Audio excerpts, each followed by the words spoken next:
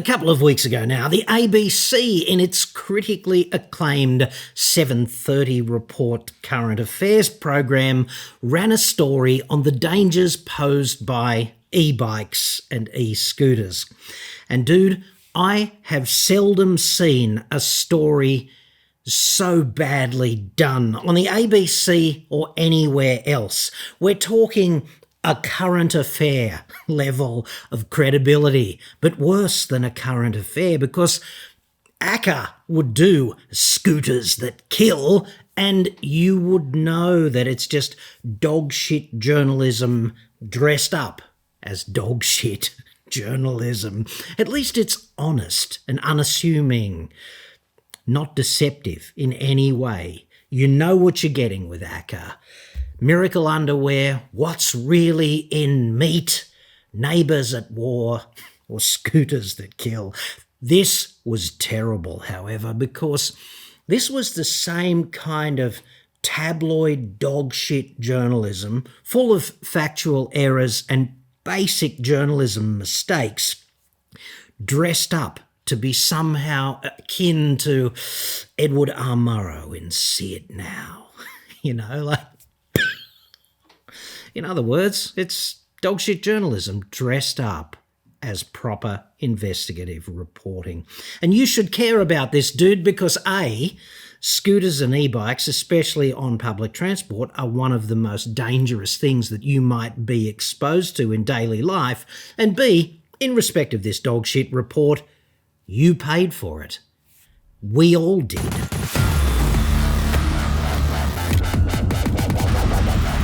Okay, so the 7:30 Report's Scooters That Kill exclusive, although they didn't call it that, they called it whatever they called it, the dangers posed by e-bikes and e-scooters. And it kicked off with an e-bike entertainingly entering thermal runaway on a Melbourne train. You know, a hermetically sealed box that you can't escape from if you're a member of the public, despite the air filling full of heavy metal compounds and other various toxic shitstorms. One of the best things about citizen journalism, i.e. everyone having a broadcast quality camcorder in their pocket these days, is that this provides an unprecedented window into ambient human stupidity. We've got that violent eruption of fire now that's fully engulfed the e-bike. The train carriage is filling with smoke. I think we're just really fortunate that this wasn't a packed morning commute. A particular idiot in this footage actually hung around in the smoke. Now, rapidly filling carriage full of cobalt compounds and hydrofluoric acid. It's actually hydrogen fluorine, but as it comes out of the battery, when hydrogen fluorine makes contact with ambient humidity in the air, it forms hydrofluoric acid, which is properly bad stuff. It's one of the worst things a human being can be exposed to. So let us dwell on this story's greatest journalistic omission, which is the danger posed to the public when this happens and what to frickin' do. I made a list of all of the things you need to know about this because I don't want to ad-lib and just gloss over it, okay? And I don't want to read it through the prompter because that would be somehow dishonest, like me pretending to be a newsreader when I'm just a dude in his fat cave talking to you via a camera. So hydrofluoric acid, okay, the hilarity of breathing that. It eats through glass, this stuff. It's one of the few acids that you can't even store in borosilicate glass. It turns your bones to mush, entertainingly, more or less. It attacks your bones. It's actually corrosive on contact to a human being, and it causes fatal systemic toxicity, which is exactly as bad as it sounds. So it's probably not worth lingering in a carriage full of it to become fucking famous, is it? It's probably worth spending that time, and let's face it, it's a zero-sum game on the time front, escaping to a safer location. And if that's not enough, I made a list of some other bad shit in the air when this kind of thing happens. Phosphoryl fluoride and other phosphorus oxyfluorides, which are very toxic and corrosive compounds, so yay. There's carbon monoxide, which is a deadly poison. It's the thing that used to kill you when you're locked in a garage with a running internal combustion car, although they now catalyze that out. It's essentially gone now. There are aldehydes as well, which are carcinogenic, like formaldehyde and things of that nature. Don't go for a bath in that unless you're dead, for example. Volatile organic compounds like, cyclohexane and things of that nature. Not so hot to breathe. And it's also emitting methane, ethane, and hydrogen gas, all of which are highly flammable. And when the electrolyte decomposes in the frickin' battery, it decomposes in part because there are lots of phosphorus-type compounds in there. It releases a lot of oxygen gas, and then you've got the unholy fireball trilogy, don't you? You've got heat and oxygen and flammable compounds. I wouldn't be hanging around.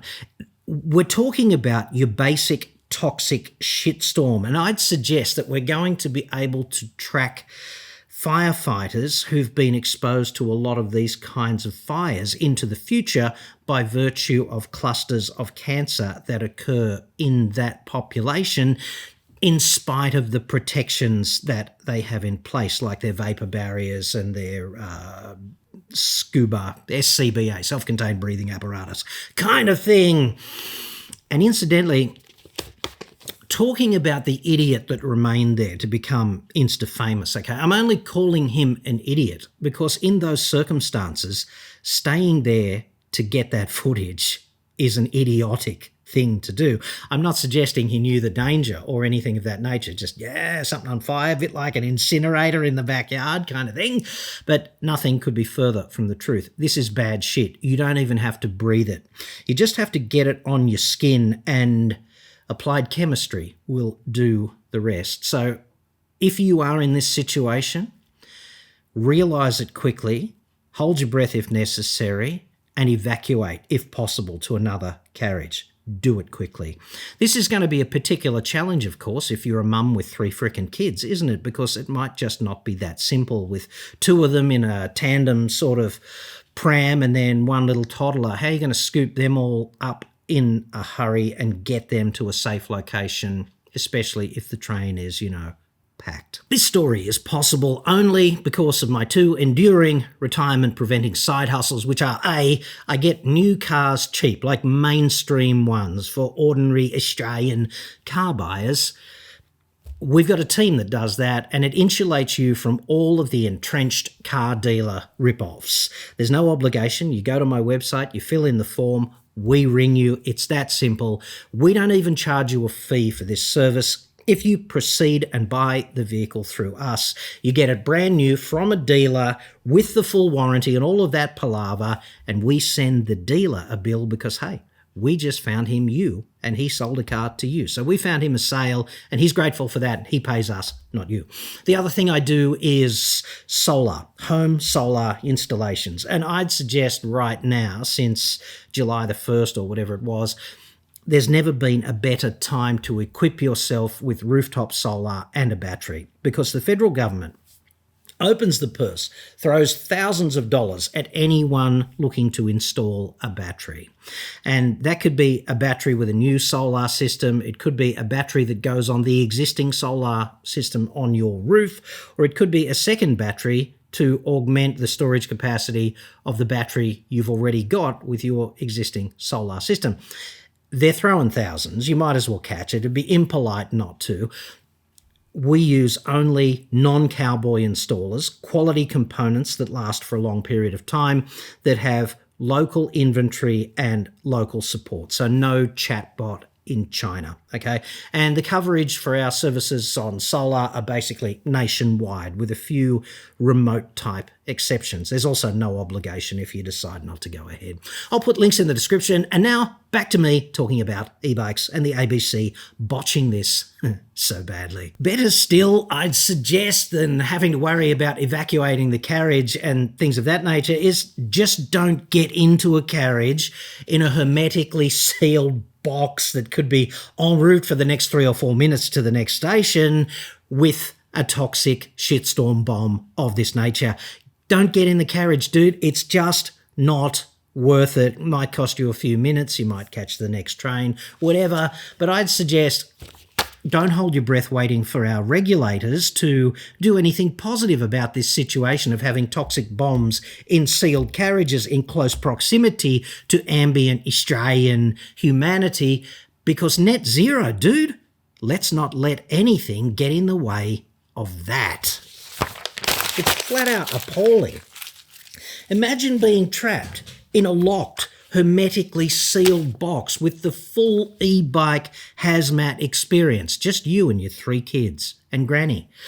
Jesus, unfolding all around you. How are you going to evacuate them in a timely fashion, especially if the carriage is full, especially if the fire is between you and the guards compartment or the end of the train? You're like, it's a done deal, dude. You are done in that situation. Just like this dude here, more or less. He's trapped, isn't he? Or at least he has to run past the fire to escape to any kind of safety, to get away from the immediate threat. So he has to expose himself to more toxicity to get away from the toxicity he's currently trapped in, which doesn't sound like a fun day out on the train to me, frankly. Even if he is sufficiently composed in this situation to hold his breath, hydrofluoric acid and other compounds of this nature just don't give a shit. They'll come in through your skin. Your skin is just like a permeable barrier to that stuff, and they're contact poisons, right? So if you do get exposed to this stuff, you need to detox yourself. At the very least, you have to get your clothes off and get washed in a big hurry to stop more of this stuff getting through. Nobody talks about this risk. The firefighters will not approach without self-contained breathing and a vapour barrier.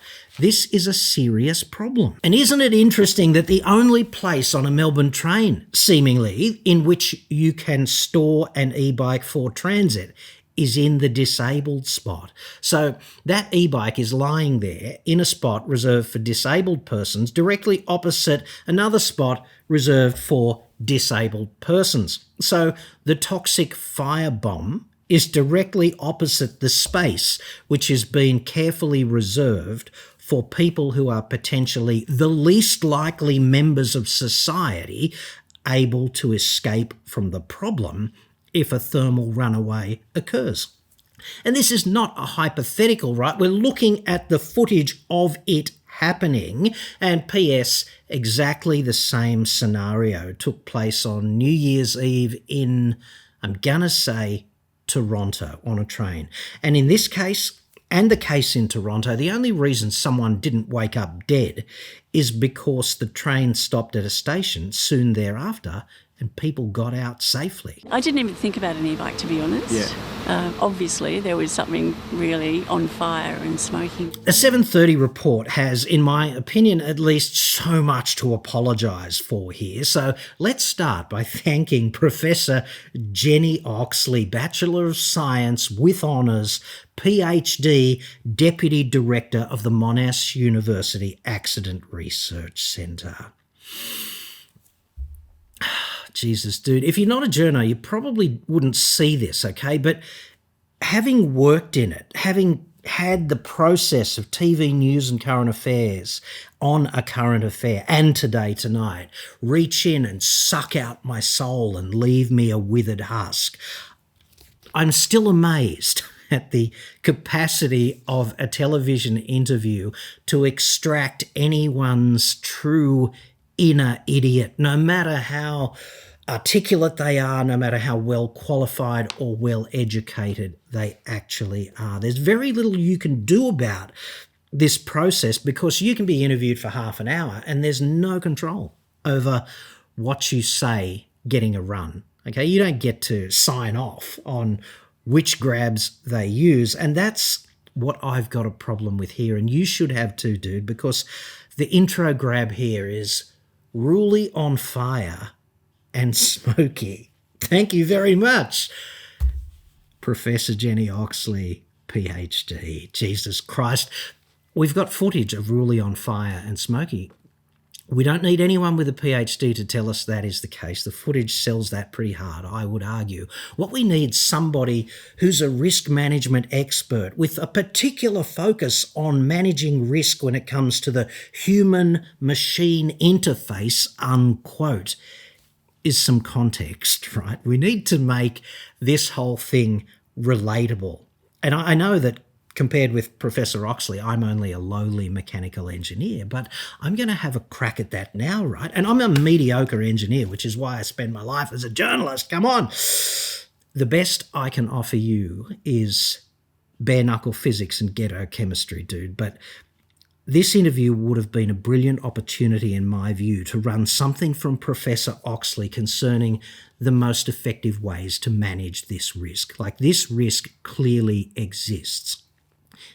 It kicked off here. It's kicked off in Toronto. There's plenty of pictures. We'd be dicks if we didn't acknowledge it, you know. What I'd suggest is we separate human beings from the problem, because that's how we do it in industry. We just put the problems in different boxes, right? You've got humans and forklifts, for example, in a factory, right? This is a common scenario. You walk around factories, they deal with this in a really intelligent way all the time. They separate the people from the risk. You've got lanes for people to walk in on factory floors, and you've got lanes for forklifts. Humans don't go into the forklift lane. Forklifts don't go into the human lane. They have bollards and everything, right? It's just like a traffic management system, and therefore the hazard is separated from the people. It's a physically separated hazard deal. So the first thing we need to do here pretty clearly is have a designated carriage for e-bike transport, right? And we need to separate it from people, because we can't have people trapped in a hermetically sealed box full of toxic shitstorm, can we? In fact, if we did that, heads would roll in industry, would they not? I'm pretty sure that the professor knows all of this, and I'm criticising the story the ABC told here, not the professor, right? She knows that shit. I'm utterly confident of it, right? But the apparent failure to ask a real expert any half-intelligent questions and to run those at least half-intelligent answers is fucking excusable. Well, we just saw all this black smoke billowing out of the train and everybody's, jumping out. Also a wasted opportunity to do proper journalism in the public interest, I would argue. To the executive producer of the 7:30 report, I would respectfully say that you've already got pictures of the smoke, dude. It's people jumping out, right? Quote, jumping out. I saw people jumping out. This is literally untrue. The train just pulled up at the next station and people got out. I don't know about you, but when I see people jumping out of a train in my head, it's more dramatic than just stepping off when the doors open at the next station and a bit of smoke. It just is. Anyway, if you think it's a smart idea to get on a train and enter the same carriage as an e-bike, like, dude, you are living on a different planet than me, because getting on a train with an e-bike just lying there on the ground, that's like refueling a chainsaw and smoking. E-bikes and e-scooters, when they fail, and particularly when they go into a process of thermal runaway, they are dangerous, particularly if you're in an enclosed space where you can't safely evacuate the immediate area. Just to spell out the absolute obvious, here in New South Wales and also Victoria, and I suspect in most other markets operating modern trains, when that door shuts, you are trapped. There's no window you can open. You can't force the doors open because they over-centre generally, so they're cammed over. And any force that you apply in an effort to open them just locks them tighter. You would need to break some mechanical component with the drawers and the jaws of life to do that. Like you'd need a hydraulic appliance inside the carriage. Also, the windows are held in with key rubber that can't be kicked out, and you could easily be trapped between the fire and the end of a carriage where there's no door, like the front or rear of the train, or the central guards compartments. And if I sound like I know what I'm talking about here, I used to work as an engineer in the railways. And when this is like shortly after the death of the dinosaurs, and so when I was there, we were engaged in the production, like the commissioning of the Tangara trains, right? And one of the things in service about them was that they had emergency door releases allowing passengers to escape in one of these critical incidents. And the decision was taken to remove them all and put blanking plates over the emergency door releases because dickheads, ambient dickheads in society, were just using the emergency door releases here and there when they weren't supposed to. So the decision was taken to avoid the railways in New South Wales getting sued because people abused the emergency door releases. They thought that was more of a risk to them institutionally than actually having a way to escape in an emergency. Imagine if fucking Qantas did that, is all I'm going to say about this.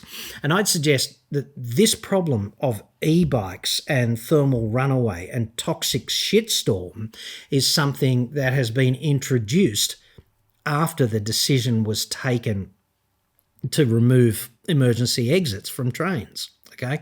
And that's because nobody foresaw this risk. Nobody said, what would happen if, one day in the future people just carry toxic thermal runaway bombs onto the train? Because, dude, that would never happen. People are carrying these devices on public transport quite frequently. What we're concerned about, though, is poor quality or damaged e-bikes, e-scooters that are entering onto the public transport network. Joshua Fisher there from the Vickwitchian Fire is anomalously making complete and utter sense in an otherwise dogshit report.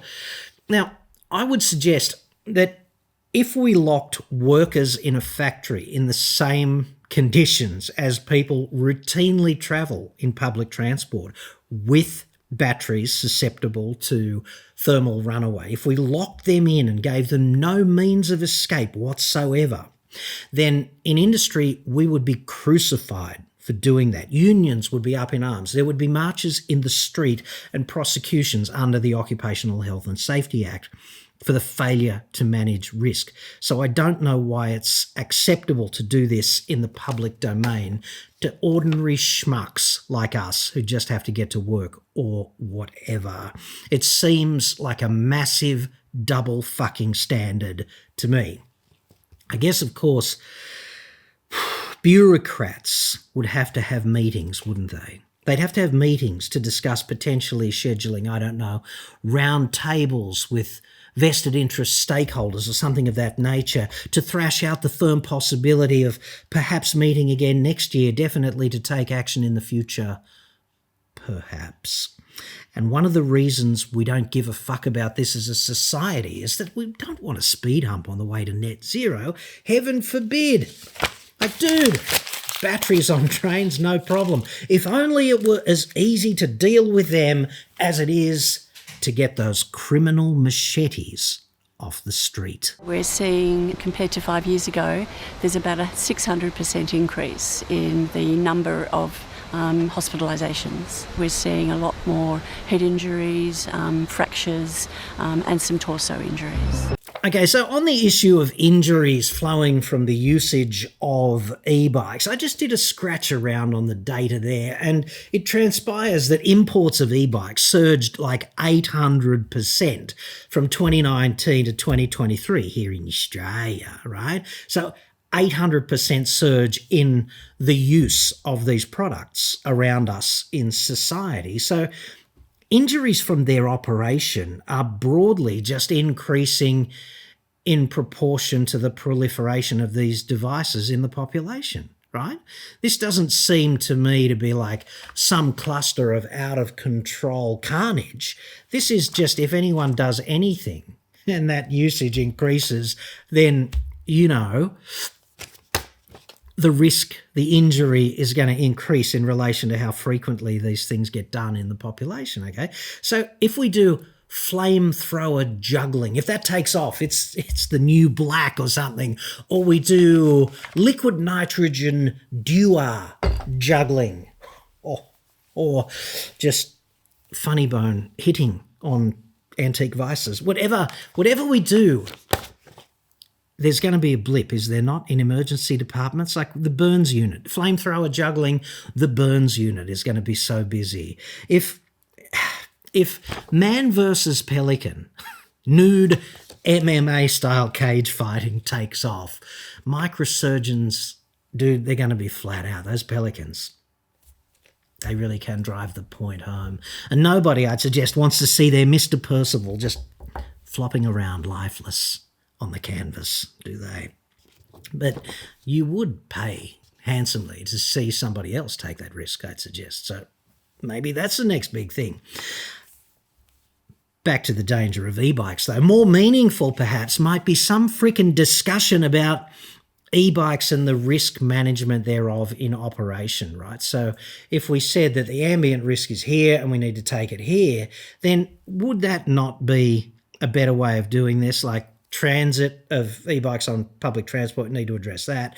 And then the way these things get used in the public domain. We need to separate better bicycles generally from the traffic to keep the users of bicycles safer, and we need to separate pedestrians better from the users of bicycles to keep mainly pedestrians safer.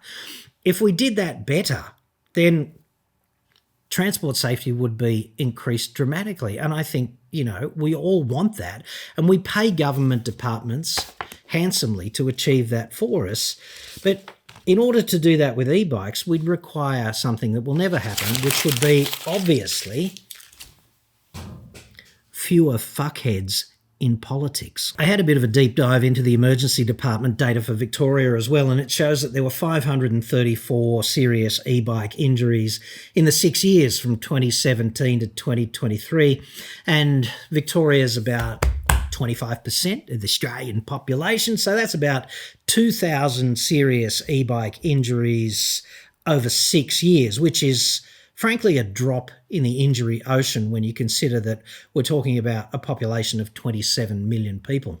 And that growth in those injuries is looking pretty, geometric at the moment, and that might be of concern, but that's because the proliferation is also geometric. So it's just tracking the proliferation.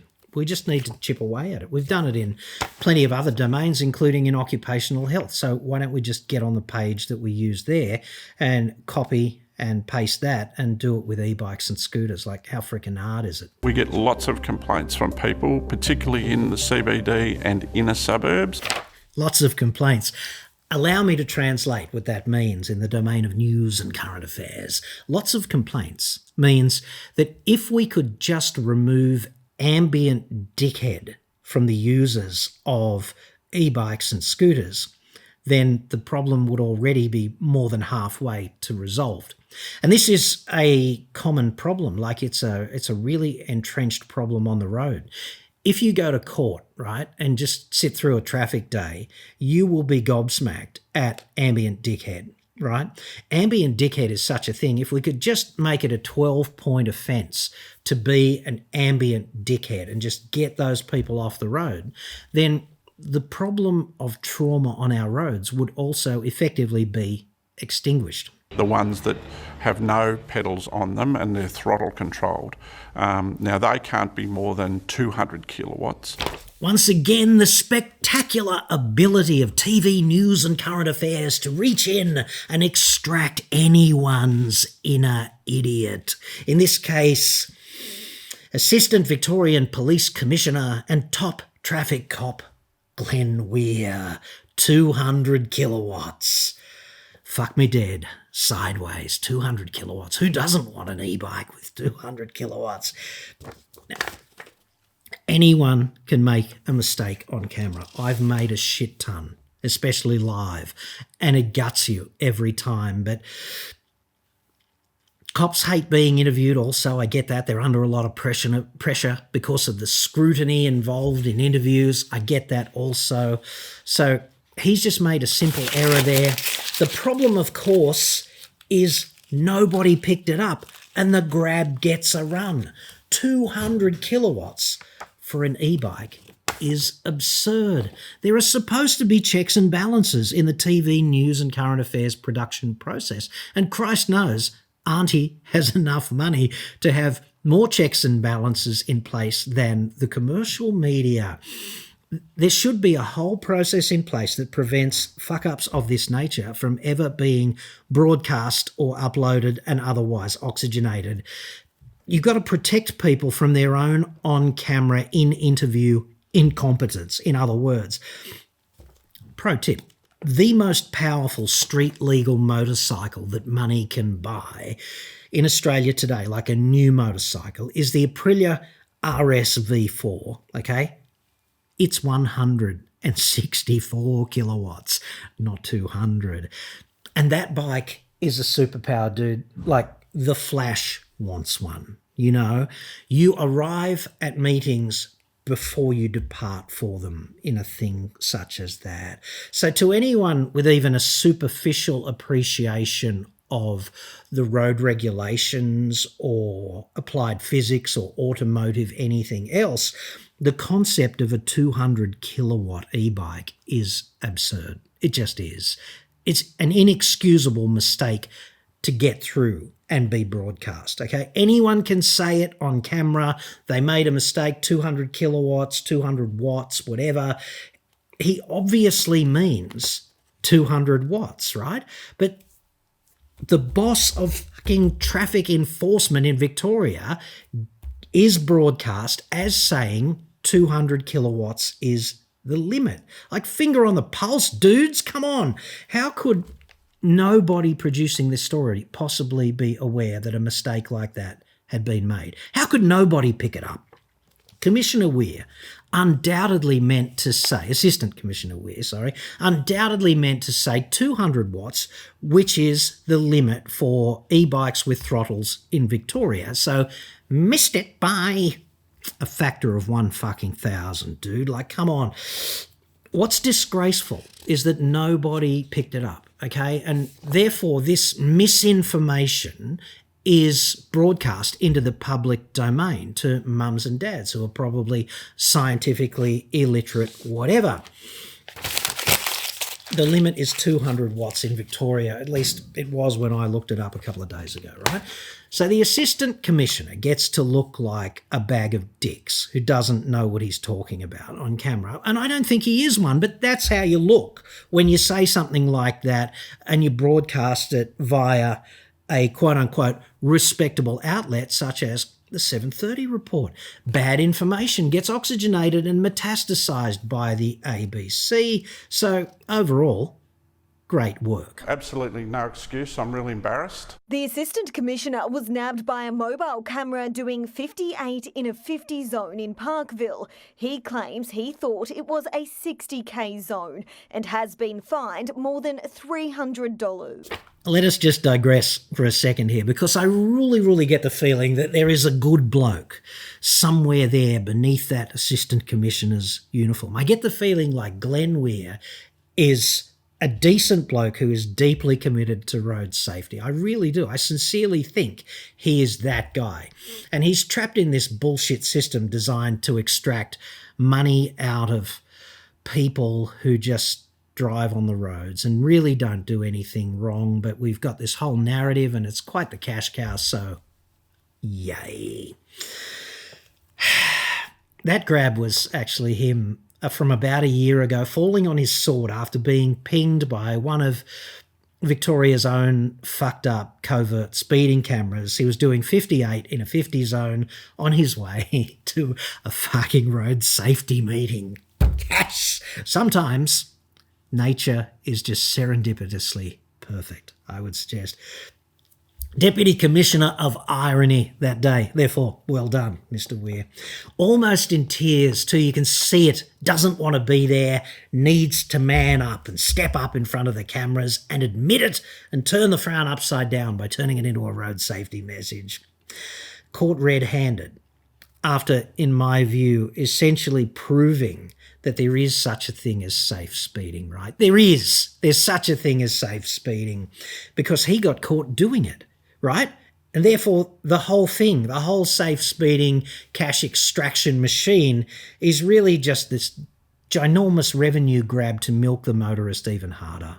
It's unprincipled, immoral, unethical, all of those things. You want to be a dickhead and drive with a blood alcohol concentration of 0.156 while you're disqualified from driving, not wearing a seatbelt, doing 120 in a 50 zone, with 2 unrestrained kids in the back, no problem, dude. Until we catch you, just knock yourself out, okay?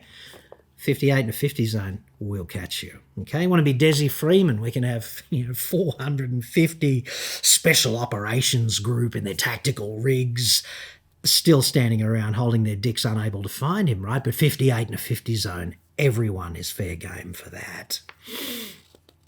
I don't think Commissioner Weir would intentionally commit a dangerous driving act. I don't see him doing that. I think he's deeply, sincerely committed to road safety. And that's why this is so impossibly hilarious and perfect, right? He seems deeply committed to making the frickin' roads safer. And therefore, given his job, I do think he would know what a dangerous driving act looks like, and that's why I don't think he would knowingly commit one, right? So he probably would never drive in a manner that he thought was dangerous just because he was, late for some bullshit road safety meeting. So to me, this is what being trapped in an Epicurean paradox actually looks like if you're the state's top traffic cop, okay?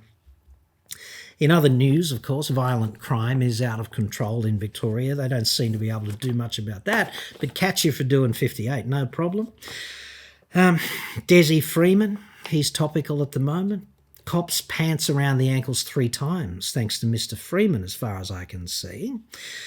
Tactically, at least, and I'm not glorifying what he did. He's a violent criminal scumbag and he needs to be apprehended and put before the courts, obviously, but he's upended them once for beating them tactically despite being outnumbered 10 to 1, and a second time for evading them for a week and counting after being outnumbered 500 to 1, and the third time for becoming some sort of iconic martyr for sovereign citizen prepper nutbags everywhere.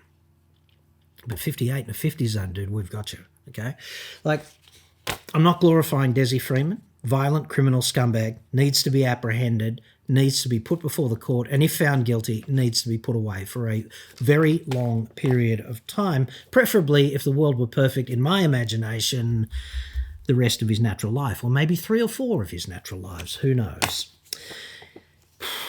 In all, though, going back to this traffic Epicurean paradox, there's a terrific advertisement there for focusing on exactly the wrong things, just getting it monumentally wrong. And this is one of the reasons why the public has absolutely no faith in the system.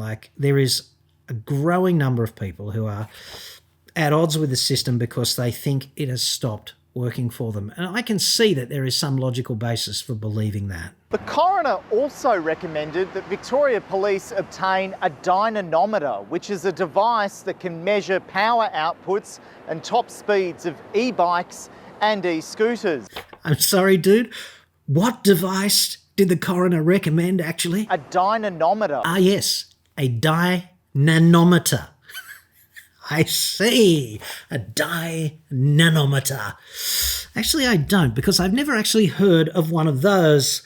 Not ever before, and I have used several dynamometers from time to time.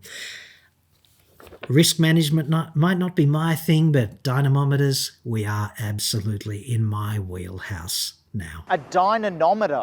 ABC reporter Simon Love there. And look, dude, it's not just him.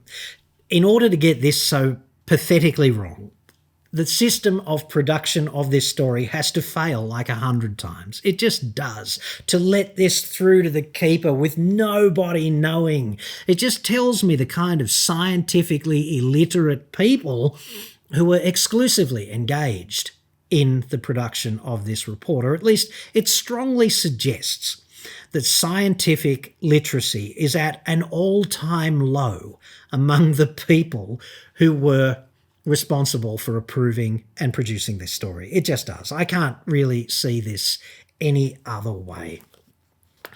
It's dynamometer. Dynamometer. From the two, it's a mashup of two Greek words. The first one meaning power, okay? Dyno, whatever, meaning power, mashed up against the meter thing, meaning measurement machine. So it's a power measurement machine, a dynamometer. Dude, how hard is it to get the pronunciation right? Dynamometers are hardly laboratory curiosities. I did a bit of a deep dive into this too. I thought I might be being somewhat unfair, but au contraire. We've had them for 200 frickin' years, dude, and the dynamometer products and services industry, according to my research, the market for these products is $1.2 billion currently. So dynamometers are a thing that have proliferated through society and they're in widespread use. You can even use them to measure your grip strength. So there's that.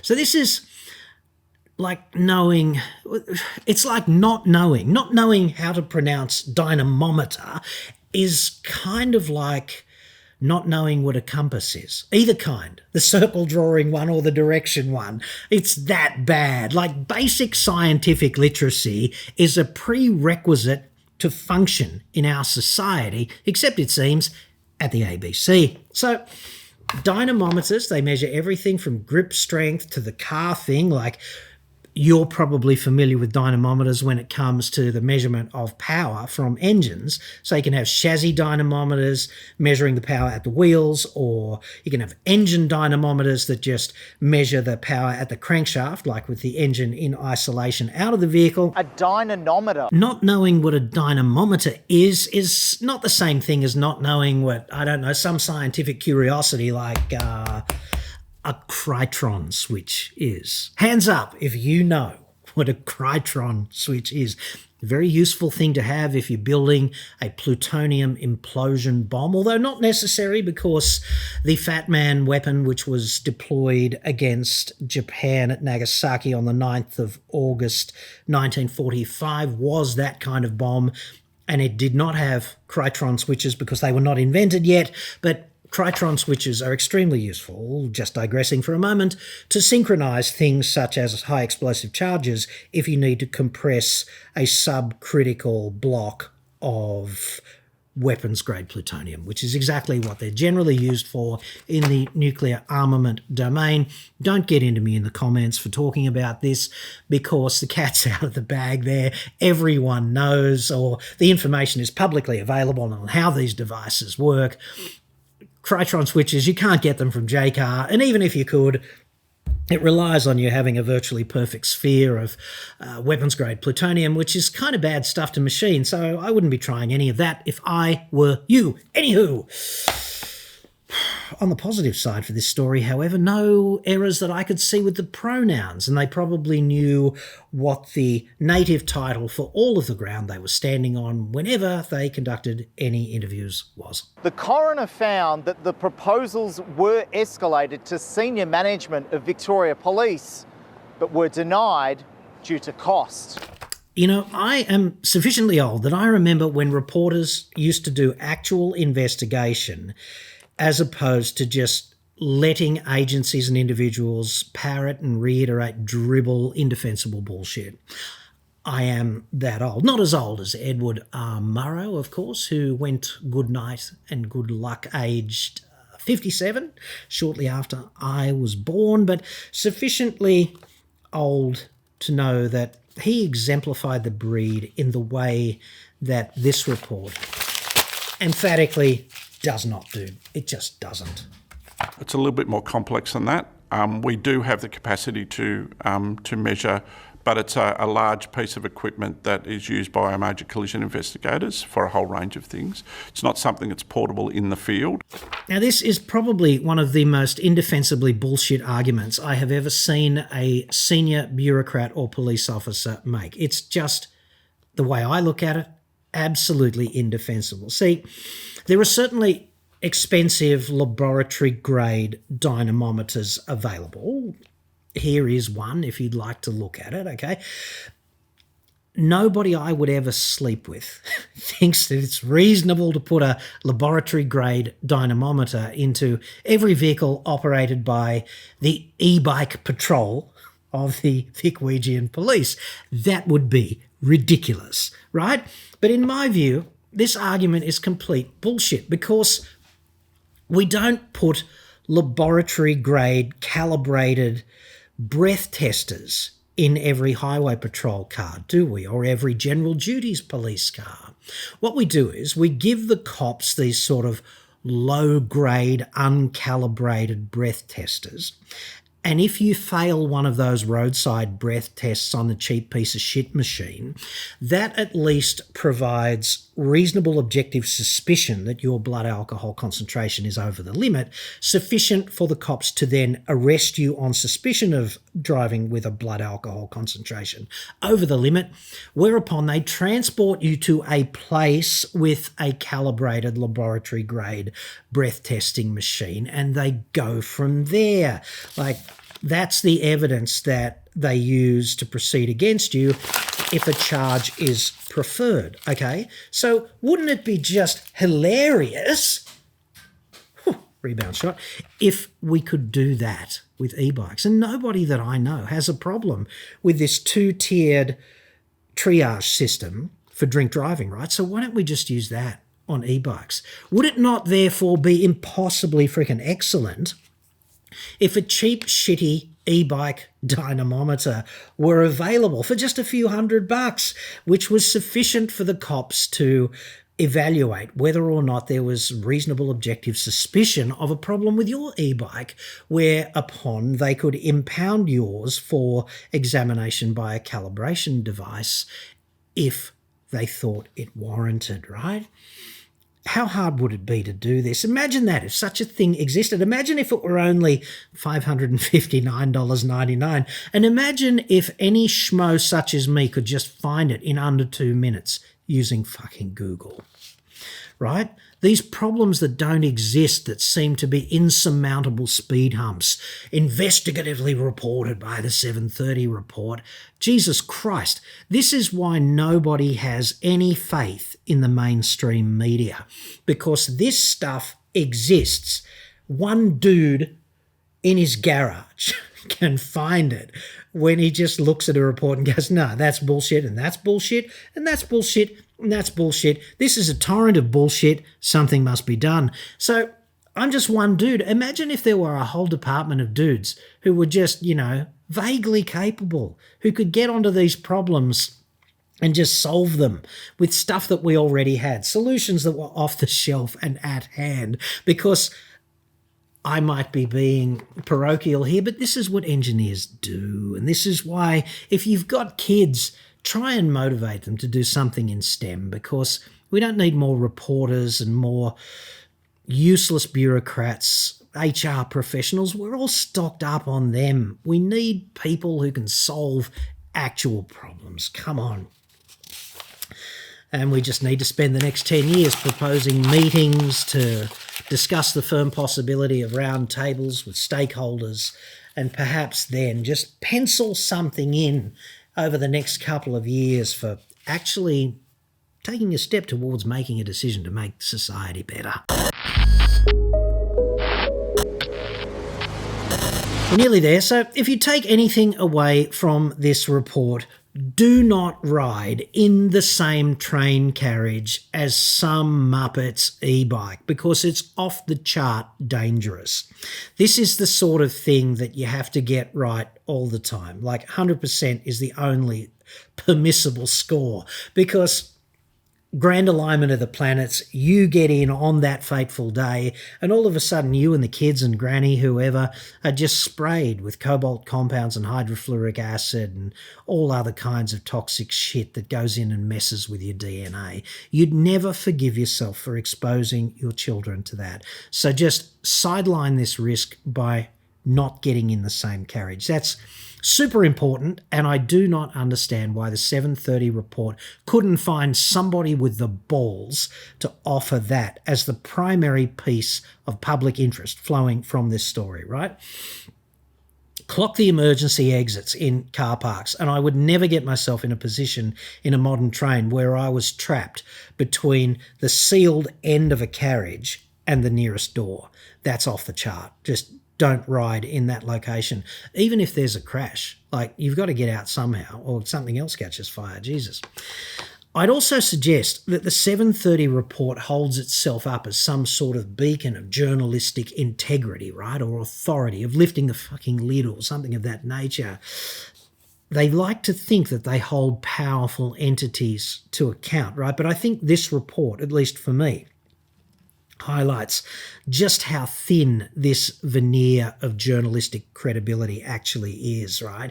Minus infinity out of a possible 10 for basic scientific literacy in particular, right? And some of those omissions are inexcusable, and some of the things they let through are just inexcusable in the domain of authority and integrity. Like, come on. If you're going to be that, at least be it. You have to be the change, don't you? You want to see in the world.